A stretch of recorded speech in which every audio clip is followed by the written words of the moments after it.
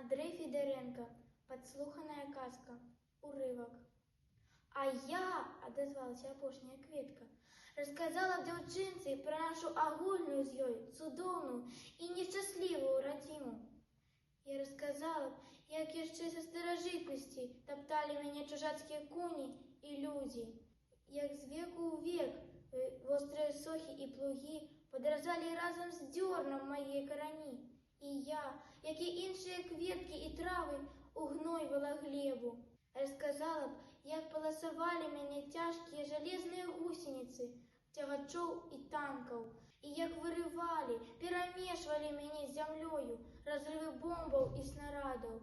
Расказала б, як прысыпала мяне смяротным радыяцыйным попелам і брудам. І ўсё ж я выжыла, нездарма ў нашай мове я завуся стакротка. Я зноў расту паўсюдна, дзе толькі могуць умацавацца карані. Я хачу, каб бегалі па мне басанож, каб жывалі і выражылі на маіх пялёстках шчаслівыя дзеці. Хачу радаваць вочы і адыграваць душы дарослых.